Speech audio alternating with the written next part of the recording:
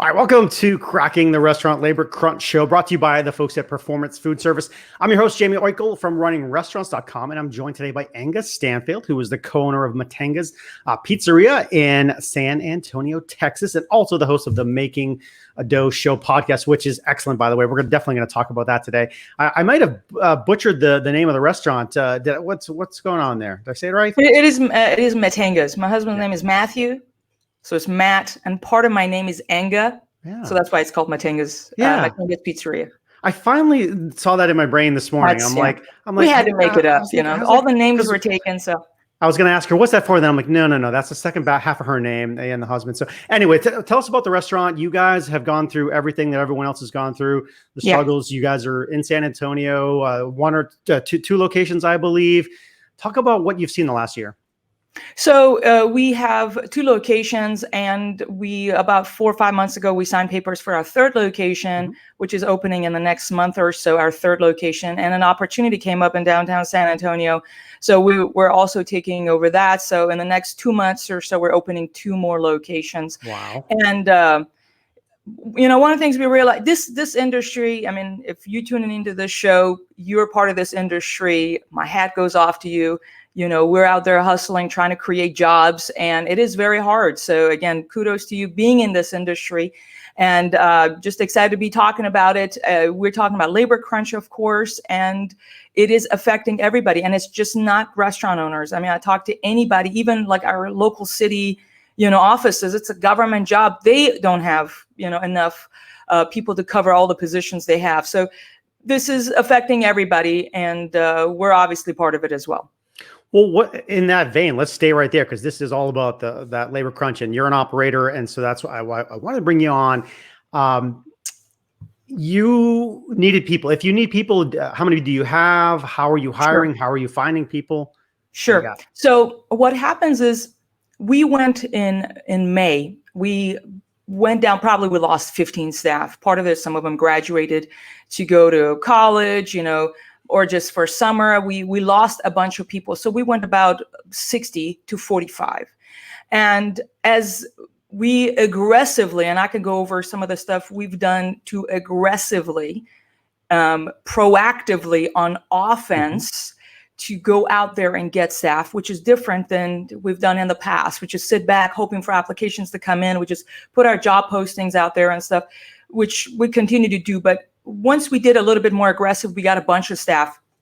We had a lot, and then we lost a bunch again, and we've done some other things now, and we have plenty of staff by God's grace. As of now, as we're talking in October, we have plenty of staff actually. So what happens is that the pool of people in town, wherever you're located, maybe there were 1,000 people looking for jobs or changing jobs. There were 1,000 before, now there are 700. There are still people out there, the 700, that are applying and looking for jobs. We just need to be way more aggressive and nimble, catching them before they go to a competitor and or elsewhere. So with that mindset, we have been able to come up with new tactics that we did not do before to get new staff. So, and I'm happy to share with you all what it is that. Yeah, this is great. I want to dig in. So when you talk about tactics, what are some of those? Sure. So, I mean, obviously there's the regular tactics that everybody should be doing. Obviously you have signs in store, you have, some people do outside, part of your email marketing. You need to make sure everybody who comes in contact with you, they need to know that you're hiring, whether it's on your website, on, I know even Whataburger, for us pizza box, we like to do pizza box toppers, but I know Whataburger, in town, they put flyers of the fact that they're hiring into their sandwiches, because part of we serve thousands of people that do business with us wherever you're at. When there are a lot of them who may want to drive a little bit or work a few hours a week or something like that, or obviously permanently. So those are some of the classic stuff. Now, there's some of the advanced stuff that we've done that we never had done before are a few things. One, we put our marketing hat on to be we want to market the fact that we're hiring. A lot of times with our marketing hat on to sell our products, utilizing different marketing tools that are out there versus the thing with the hiring. So we created commercials and I'm happy to share some of the links with you. So we created commercials for the fact that we're hiring instead of just an image that says we're hiring, which is everybody's doing in order to stand out. So we We involve a lot of imagery of our staff, videos of our staff. We did one which tried to do a little bit like a military style. This is nothing advanced. It's whatever you do, you're going to stand out because not a lot of people are doing it. And then, so the video commercials, what we've done, one of the things is utilizing Facebook jobs that I had never done before. Yeah. We have gotten a lot of staff through Facebook jobs. You can post job posting. And I have found out that people like, just it's a click of a button and they say that they're interested and it feeds their profile. And we just get an automatic message here on the phone. And I can be like, hey, can you come in today or tomorrow? And they say yes or no, I can do that. So there is a conversation going on. So they can be like, no, I can't do it this time. Well, how about that? And then maybe it approaches like they were going to come in today at 5. And they're like, oh, I'm actually not able to come in this. Is that okay if I come tomorrow? So there's a conversation going on. And we've been able to increase our show up rate for the interview. If you know what I mean. A lot of times we've had this problem. People don't show up for interviews. A percentage of it, obviously, are people, we don't want to get into the politics of it, but there is a percentage of people who are not able to make it to the interview for legit reasons. And having a conversation on Facebook Messenger with those individuals, we're the desperate ones. I need them. So we need those people. So we follow up. Hey, are you able to come in? I just want to remind you about that and whatever. So that has helped with the show up rate. That's one. And the second thing is there are a lot of Facebook groups. We are involved in this Facebook groups. There are Facebook groups here we have that are for jobs. People are like, oh, I'm looking for a job in this area and stuff. Yes, we comment just like everybody else, but we also DM. You directly message them and say, hey, I'm just curious if you found a job. Just know that, we would love to have you. You need to go a little bit of an extra mile, not just commenting on those. But the one that we've done that has done outstanding is YouTube ads. Really? This time. And here's the thing with YouTube ads. Find somebody, pay them a couple $100 to set it up for you. This is not complicated. So the way it works with YouTube ads is that YouTube is owned by Google. When people go search for a job, a lot of people go to Google and they search for DoorDash jobs because we need drivers for our restaurant. I don't know about y'all, but so because then we have them train them to work on other stations as well while they're there. So DoorDash jobs, you get the point, like pizza delivery jobs, people who want to work for Papa John's. What are the keywords that they're searching for?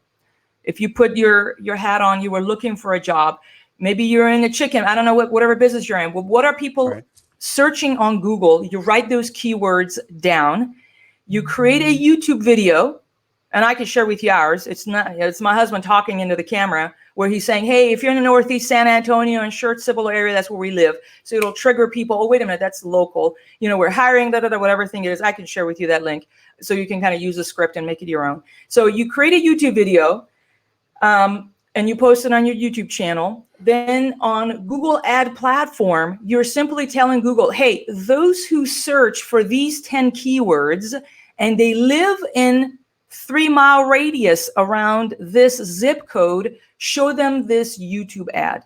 Right. So again, there are 700 people in our example who are looking for jobs in town. We need to get to them first. We need to get to them more creatively and stand out. So that has worked well for us. And then from there, people just go to our app, they can click on the link and they can go and apply. So that's one thing we've done that has worked very well as well for us. Let me know your thoughts. I talked about I was writing down a lot of notes because you were jamming. That was really good stuff. The Facebook stuff, I hadn't really seen the jobs piece. I love that. I was curious as you were talking, because sometimes obviously it's hard for people to come in, the ghosting per se, the show up rate. Have you done virtual interviews with folks? Do you do that, or you believe, hey, at the end of the day, I want you to come in, and that's more important? What do you think? Well, I mean, I think one must do what works. We are in San Antonio, Texas, so we are kind of back to normal when it comes to the COVID stuff. So for us, we're back to in person. And also, this is an in-person job. It's not a virtual job in the future. So I feel like people do need to come in. That has been our decision. One thing we have done is the time gap between people applying and hearing from us and getting them to come to an interview. We have shortened that gap in the same day. If somebody applies today, they're going to receive a message from us like within the hour or two. And we're going to ask them if you can come in today or tomorrow. We have a manager on the shift always, and we have stacks of like blank interview forms in our office. So a manager needs to be able to get off and interview and make a decision within hours and tell that team member, hey, come in for an onboarding tomorrow. Because if we don't, they're going to be snatched by the competitor because people are applying to 10 different places. So that that has been very successful for us to shorten the gap, if that makes sense. Yeah, you got to go. Yeah, you have to go fast because they're going to be gone. So put on the marketing hat. You're doing the commercials. It'd be great to. We'll share the links to that somewhere, maybe on the page when we post the interview. That will be really awesome.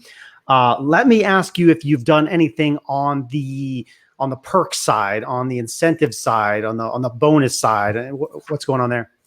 So we've done two things. One has worked well and one not as much. So one, what we did is we realized, okay, instead of incentivizing other people, say, oh, we have a $300 bonus thing or $1,000 local, like we have a movie theater, they do $1,000 sign-in bonus within 90 days. I'm sure everybody's seen these everywhere. Yeah, I've seen them. What we've done is like, you know what, let's incentivize our staff.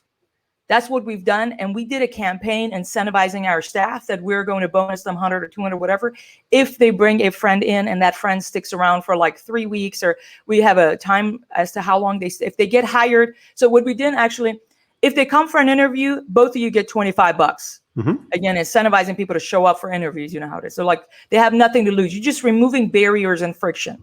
So I like it. Quick $25 if your friend comes for an interview. If they do get hired, you get like 100 and they get 100 or something like that. So that worked. In the month of June, we were able to add like 15 team members in the 2-week span. You know, that's lined from Godfather, make them an offer they can't refuse. If you make the incentive good enough, but it has to make sense for you. So if somebody gets hired and they stick around a certain amount, if within 2 weeks they're not good, you can get them to leave. I mean, it's not like you have to control that, of course, but we felt like it's better to incentivize our own staff than strangers. So that worked for us. Good. Second thing we did that did not work is that we tried incentivizing our customers. And I said like, hey, if you refer somebody you know and whatever, and they work a certain period of time, we give you $100 gift cards to our restaurant.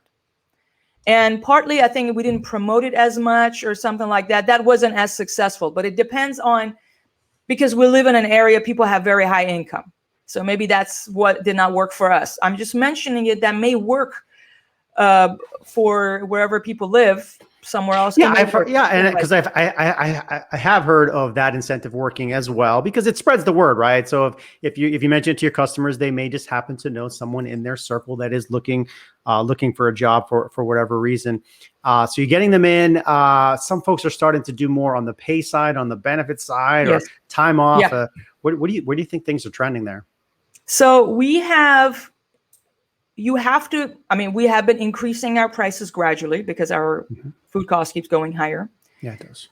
However, we keep our labor percentage the same. We have these conversations with our managers that we're paying people more, but the labor percentage target is not going to move. So for them to understand, and I can go over some of the stuff that we are doing operationally to be able to do more with less people. So we can talk about that as well. But we're talking about benefits. We have given people raises. We have a Chick-fil-A in our parking lot. Their starting rate is like $13, $14 an hour. And we have lost some of our people. Then we had to make this decision of, if someone is good, if they were to quit today, we will suffer. Who are those individuals? Let's pay those people more. So we have some people who are machines. They work like 1.5 of a person who puts in 0.75 effort. So those people we've not necessarily given raises, but we have given raises to those who we really need. There are some, you call them the A players, right? Every business, you hope you have those. Exactly. And you want to keep them, and you want to find more of them. Absolutely. Question for you. Let's we could definitely talk forever, and you've already shared a whole bunch of tips. And for our labor show, we're trying to keep under about 20 minutes. So I want to ask you about your making dough podcast show. I think I saw recently on YouTube you're up to over 180 or so episodes. You've talked about all sorts of topics, very down to earth, like you're talking now, very practical. Share with folks what you're doing there, because they could obviously plug right into that and get a whole bunch more tips on what you're doing. Oh, absolutely. So Making Dough show is because we make a lot of dough in our pizzerias, of course, but I've called the thing Making Dough show because I believe every restaurant, if every restaurant need to have a profitable restaurant that doesn't own them. So I am very passionate about creating systems and freedom. And we were talking earlier, we have 4 children from 10 and to 1-year-old.